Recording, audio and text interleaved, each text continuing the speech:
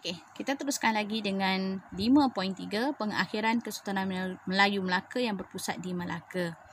Okey, kegemilangan Melayu Melaka berakhir dengan kedatangan Portugis pada tahun 1511. Okey. Peristiwa ini penting kerana tahun tersebut menandakan bermulanya serangan Portugis dan juga penaklukan Portugis ke atas Melaka. Okey. Sebenarnya terdapat dua faktor dalaman yang menyebabkan Melaka berjaya ditakluk oleh Portugis. So, faktor pertama ialah masalah kepimpinan. Okey, masalah kepimpinan. Okey, di mana Sultan Melaka pada masa itu lemah, mempunyai kelemahan, seperti kelemahan Sultan Mahmud Shah. Dan juga pembesar, lemah dalam pentadbiran dan pemerintahan, menyebabkan berlakunya ketidakstabilan politik. Dia tidak stabil. Politik Melaka tidak stabil. Kemudian ada amalan pilih kasih. Bahaya pilih kasih ni. Bias. Ada rasuah dan penyelewengan dalam pentadbiran. Dan berlaku juga perbalahan sesama sendiri dalam kalangan pembesar. Faktor dalaman yang kedua ialah masalah perpaduan. Masalah perpaduan. Di mana pada ketika itu rakyat Melaka tidak bersatu padu. Dan berlaku juga persaingan kuasa antara pembesar Melaka yang menyebabkan perpecahan. Kemudian askar upahan dari luar juga tak taat setia kepada Melaka. So, bila Portugis menyerang, mereka melarikan diri.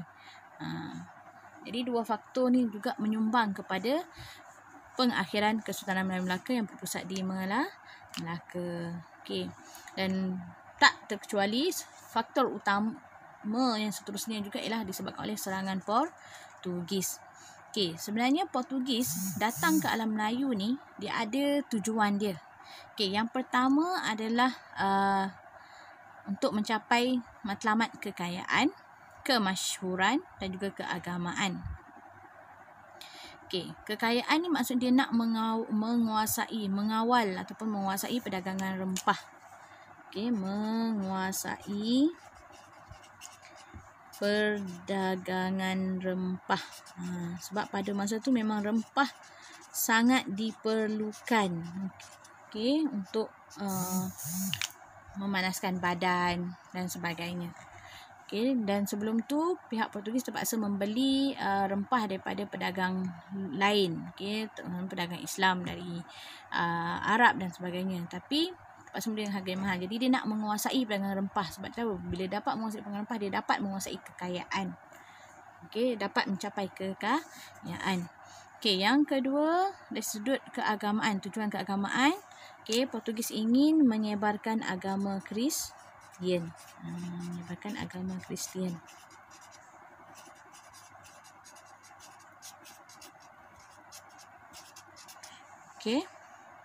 Dan juga ingin menghapuskan penguasaan pedagang Islam. Dan dari segi kemasyhuran, sebab Portugis ni antara pihak dari barat yang pertama sampai ke alam Melayu. Jadi masyhurlah. Pertama-tama kalau dia dapat menguasai perdagangan dan sebagainya, dia akan dapat mencapai tujuan kemasyhuran tersebut. Sebenarnya hubungan Melaka dan Portugis bermula sejak tahun 1509 lagi. Pada 11 September 1509 lagi, Lopez de Esquerra telah datang ke Melaka. Tapi bila pihak Melaka mengetahui tujuan kedatangan Lopez de Esquerra, maka Melaka cuba menangkap Lopez de Esquerra dan rombongan dia, dan Lopez de Esquerra ada yang berjaya lari lah. So bila gagal, maka seterusnya Portugis menghantar pula Alfonso de Albuquerque untuk menyerang Melaka. Mula-mula Alfonso pergi membuat beberapa tuntutan. Tapi gagal. Maka bila gagal, Alfonso telah menyerang Melaka sebanyak 3 kali. Yang pertama pada 25 Julai 15111.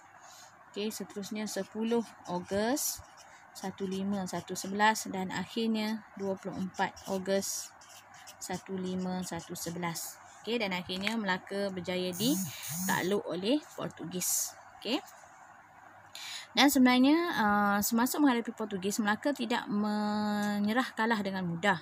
Melaka melaksanakan pelbagai ikhtiar, membuat pelbagai strategi untuk bertahan, untuk pertahanan, tapi gagal juga. Antara strategi Melaka ialah mereka menggunakan lancaran dan perahu berapi.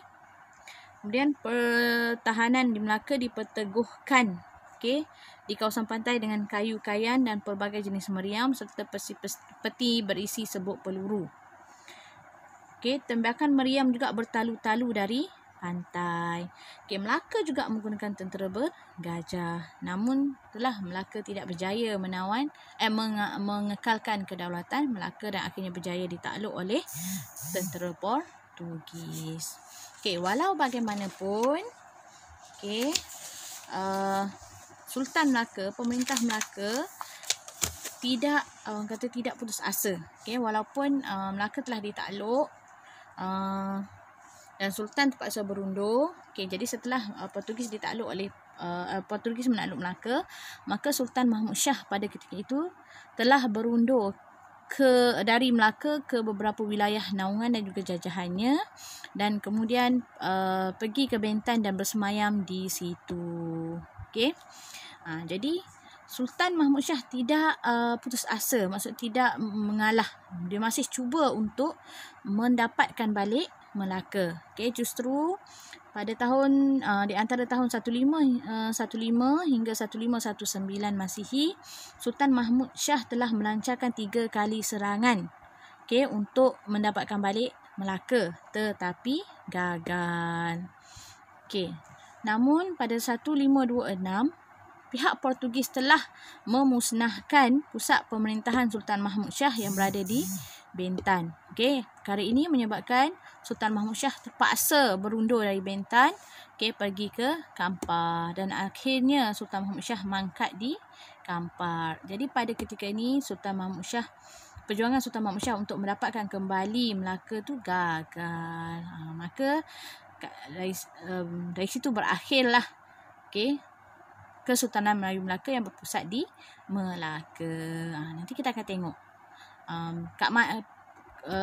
dapat akhir di Melaka, bersambung kat mana pula warisan Kesultanan Melayu Melaka. So itu sahaja. Selamat belajar. Assalamualaikum warahmatullahi wabarakatuh.